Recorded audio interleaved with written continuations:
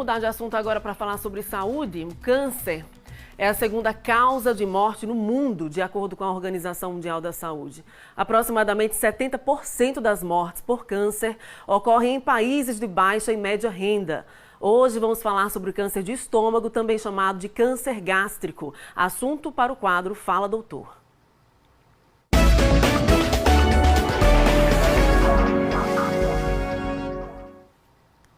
Hoje chamamos a atenção para o câncer de estômago ou câncer gástrico. E aí presta atenção nos sintomas que eu vou falar agora. Falta de apetite, perda de peso, dor abdominal, desconforto no abdômen. Esses sintomas podem indicar o câncer de estômago, também chamado de câncer gástrico. E ao vivo eu estou recebendo o cirurgião oncológico, o doutor Roberto Gurgel, que já está aqui ao vivo no estúdio com a gente. Seja bem-vindo. Bom dia, obrigado pela presença. Muito obrigado, é uma satisfação estar aqui com vocês. A gente que agradece a sua presença, doutor, para falar sobre esse tipo de câncer, entendendo que quanto antes o câncer é diagnosticado, mais chances, de cura, mais chances de adaptação para esse paciente. Então, informação, o diagnóstico precoce, a gente sempre tem que bater nessa tecla, né, doutor? Sim, claro.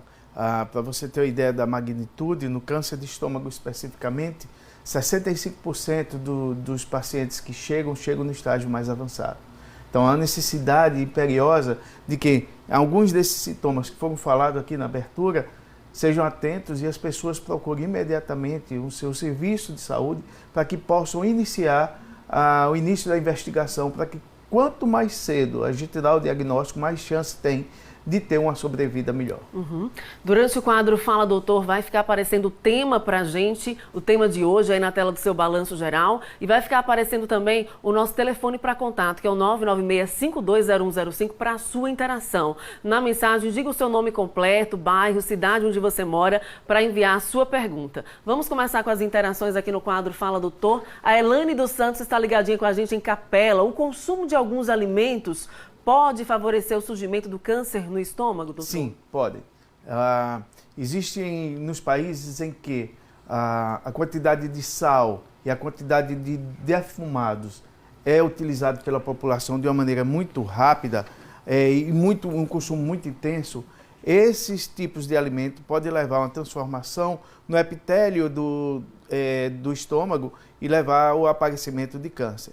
Locais onde tem um consumo muito maior de vegetais e frutas, essa incidência de câncer tende a diminuir. Então, esse é um dos fatores que a gente diz que é fator ambiental que leva ao aparecimento do câncer.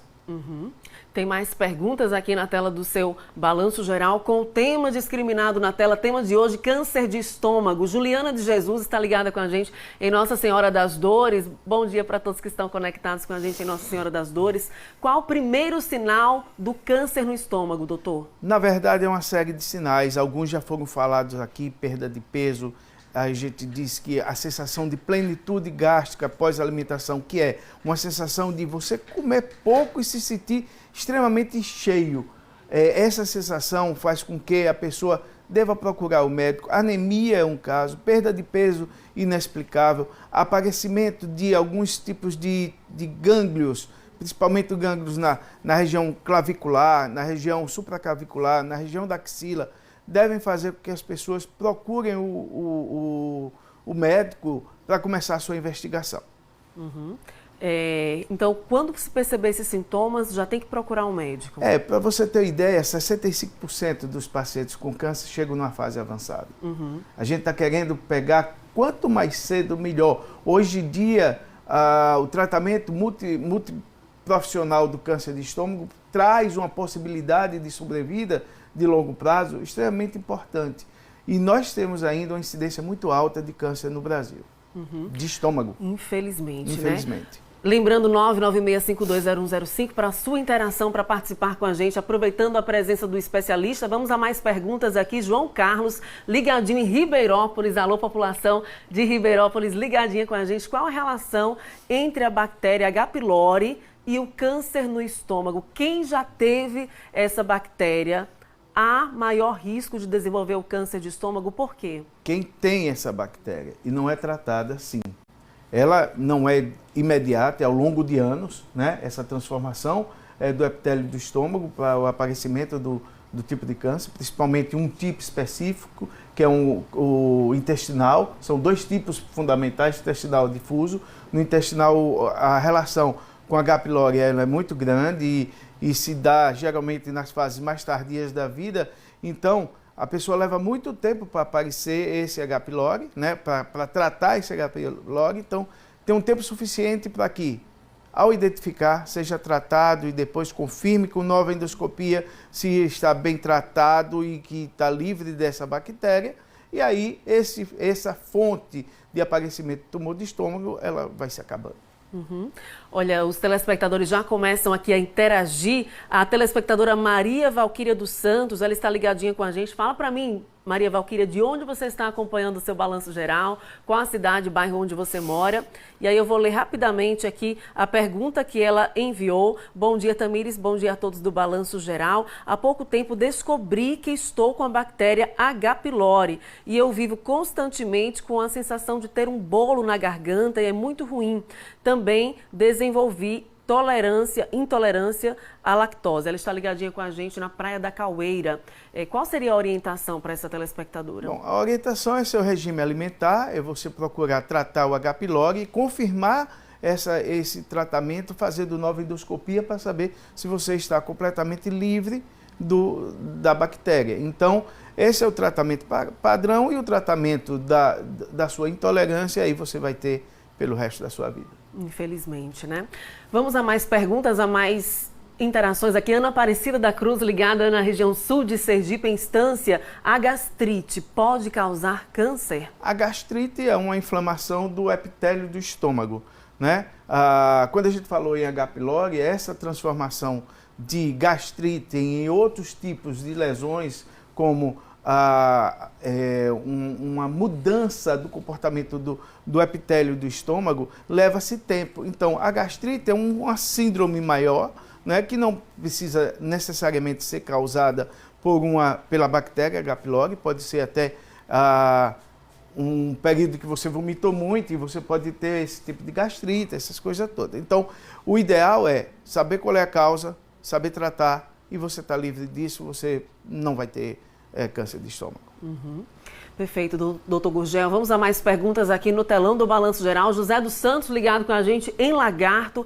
Refluxo, aquela sensação que você fica com refluxo, aquele incômodo, azia, inflamação, podem causar tumores?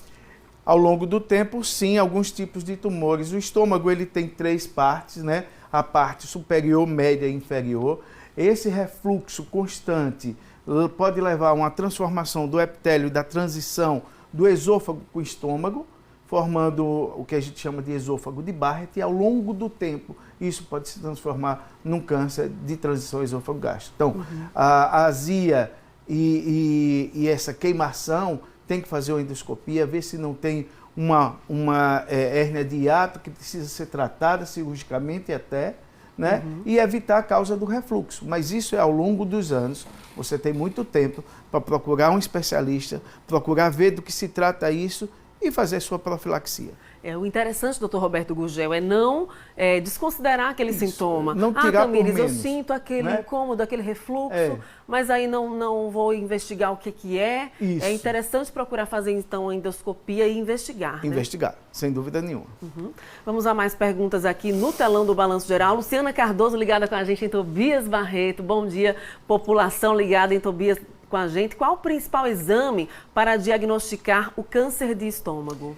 Sem dúvida, o principal é a endoscopia digestiva. A endoscopia digestiva bem feita, com biópsias bem feitas, ela tem uma acurácia de 95% no diagnóstico do câncer de estômago. Então, a endoscopia é fundamental não só do diagnóstico, mas também para a programação do que vai fazer com aquela pessoa, né? Ela vai dar a localização da lesão, o tipo de lesão, que forma ela está sendo colocada dentro do estômago, para que nós, cirurgiões, possamos pensar em que tipo de cirurgia poderá ser oferecida a esse paciente.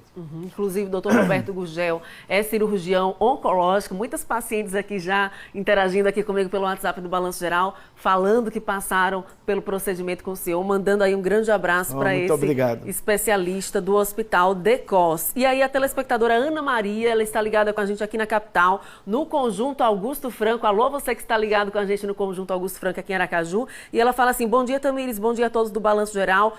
Tudo que eu como me causa azia. O que pode ser isso? Qual é a orientação? A orientação primeira é procurar um especialista e ver com esse especialista qual o procedimento de investigação que vai ser feito. Um dos principais é esse que nós acabamos de falar, a endoscopia digestiva, né? Para ver até uma mudança de hábito alimentar que você tem que ter. Qual seria o especialista que essa gastroenterologista. Um gastroenterologista. Pronto, está então respondida. Para finalizar rapidamente, qual o tratamento, procedimento cirúrgico para o câncer de estômago? O tratamento hoje em dia do câncer de estômago é um tratamento multiprofissional. A cirurgia ainda é um padrão ouro do tratamento do tumor de estômago, né? A gastrectomia, ou total ou parcial, são as duas cirurgias padrões para o câncer de estômago, mas hoje em dia a utilização de quimioterapia antes ou às vezes depois da cirurgia tem um impacto fundamental também na sobrevida desses pacientes. Mas o mais importante de tudo é que a gente consiga colocar esse paciente em sala no estágio mais inicial. E para isso depende também da pessoa que vai procurar o serviço de saúde. Ela ter a atitude de não ficar esperando chegar numa situação de perda de peso extremamente importante, de ter sangramento, porque ela já vai estar com esse mais avançado há muito tempo, né? Então, o alerta que a gente faz à população é que procure o médico a esses sintomas todinhos que nós falamos aqui durante esses momentos, e vá ao médico, procure ver, faça uma endoscopia, se a indicação for essa, né? E a partir daí você vai ter o tratamento para evitar o câncer, ou mesmo um diagnóstico inicial que tem uma chance muito grande de cura. Todas essas informações são muito importantes, por isso essa parceria do Hospital DECOS com o Balanço Geral Amanhã, levando prestação de serviço. Inclusive, o Dr. Roberto Gurgel, cirurgião oncológico, vai estar participando de um grande evento científico amanhã, né, às 19 horas no Hospital DECOS. Então, vários profissionais de saúde estarão discutindo esse tema. Vai ser um grupo multiprofissional, né? Um oncologista clínico, um gastroenterologista para ver a parte da endoscopia, um imunologista, né? E eu, como cirurgião geral, a gente vai discutir as formas mais recentes de tratamento do câncer gástrico. Mas eu quero passar um recadinho aqui às pessoas, porque muitas pessoas podem estar assistindo e têm parentes com câncer gástrico. Não é nenhuma necessidade de desespero. Existe hoje tratamento, muitos tratamentos, e a maior forma de fazer esse tratamento é enfrentando a doença, né? Não se omitindo. Procura seu médico, conversa com ele, veja qual é a maior forma de tratamento específico para a sua doença, porque como o câncer gástrico é multifatorial, existem formas de tratamento que não necessariamente sejam tão radicais. Então, procura e não se omita. Ok, obrigada, doutor Roberto Gurgel, obrigada a todos do Hospital DECOS. Bom dia. Bom dia, foi uma satisfação.